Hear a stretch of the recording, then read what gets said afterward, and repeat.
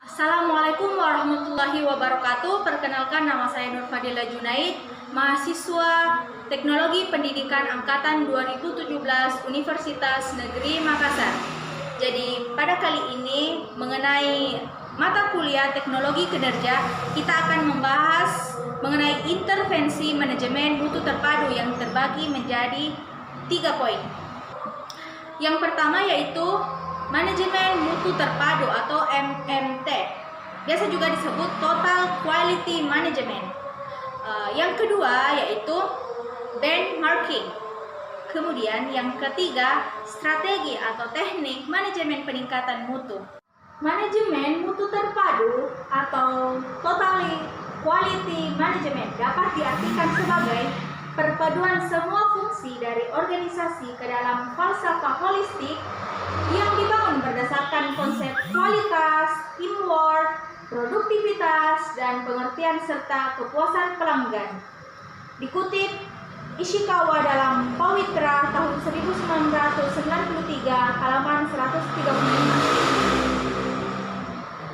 MMT juga melibatkan faktor fisik dan non-fisik, semisal budaya organisasi, gaya kepemimpinan dan pengikut. Keterpaduan faktor-faktor ini akan mengakibatkan kualitas pelayanan menjadi lebih meningkat dan bermakna. Manajemen mutu terpadu juga diasumsikan sebagai suatu filosofi manajemen yang melembagakan sumber daya yang ada, terencana, berkesinambungan dan mengasumsikan peningkatan kualitas dari hasil semua aktivitas yang terjadi dalam organisasi, bahwa semua fungsi manajemen yang ada dan semua tenaga untuk berpartisipasi dalam proses perbaikan. Dengan peningkatan sistem, kualitas, dan budaya kualitas, proses manajemen mutu terpadu bermula dari pelanggan dan berakhir pula pada pelanggan. Nah, itu tadi sedikit gambaran mengenai manajemen mutu terpadu. Manajemen mutu terpadu merupakan upaya untuk mengoptimalkan organisasi dalam rangka kepuasan pelanggan atau anggota. Dengan demikian, manajemen mutu terpadu berkaitan dengan: pertama, memiliki obsesi yang tinggi terhadap kualitas. Kemudian, memiliki komitmen jangka panjang. Kemudian, membutuhkan kerjasama tim. Memperbaiki proses cara berkesinambungan. Dan yang terakhir, menyelenggarakan pendidikan dan pelatihan. Jadi, pada dasarnya konsep MMT adalah menekan pada kepuasan pelanggan dan pelayanan yang bermutu. Kalau berbicara dalam dunia pendidikan, manfaat penerapan manajemen mutu terpadu adalah perbaikan, pelayanan, pengurangan biaya dan kepuasan pelanggan. Perbaikan progresif dalam sistem manajemen dan kualitas pelayanan menghasilkan peningkatan kepuasan pelanggan. Nah, itu tadi penjelasan mengenai manajemen mutu terpadu. Kemudian poin kedua yaitu benchmarking. Ketika sedang mengerjakan suatu proses atau langkah di mana baik input, proses maupun outputnya sudah terukur dan sudah mendapatkan nilainya. Dan pertanyaan pun bermunculan, apa itu benchmarking, apa kegunaannya, dan apa manfaatnya? Jadi, benchmarking adalah suatu proses yang biasa digunakan dalam manajemen atau umumnya manajemen strategis, di mana suatu unit, bagian atau lembaga organisasi mengukur dan membandingkan kinerjanya terhadap aktivitas atau kegiatan serupa organisasi lain yang sejenis, baik secara internal maupun eksternal. Dari hasil benchmarking, suatu organisasi dapat memperoleh gambaran dalam insight mengenai kondisi kinerja organisasi, sehingga dapat mengadopsi best practice untuk meraih sasaran yang diinginkan. Perlu diketahui bahwa kegiatan benchmarking tidaklah harus peristiwa yang dilakukan satu kali waktu, bisa juga merupakan kegiatan berkesinambungan sehingga organisasi dapat memperoleh manfaat dalam meraih praktek aktivitas organisasi yang terbaik untuk mereka.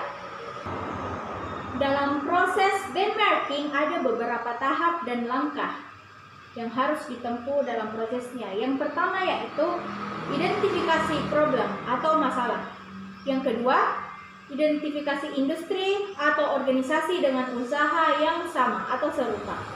Kemudian yang ketiga, identifikasi industri atau lembaga organisasi yang menjadi pemimpin atau leader di bidang usaha yang serupa. Kemudian yang keempat yaitu lakukan survei atau tinjau lapangan. Kemudian yang kelima yaitu kunjungi best practice, industri atau lembaga organisasi. Kemudian yang terakhir yang keenam yaitu implementasikan dalam bisnis. Oke, pada kali ini pembahasan mengenai poin ketiga, mengenai strategi atau teknik manajemen mutu terpadu. Dalam hal ini pembahasan mengenai peningkatan mutu. Ada 4 teknik dalam manajemen mutu terpadu yang dikembangkan dalam menetapkan manajemen peningkatan mutu, yaitu pertama, school review, yang kedua yaitu benchmarking, yang ketiga quality assurance, kemudian yang keempat yaitu quality control.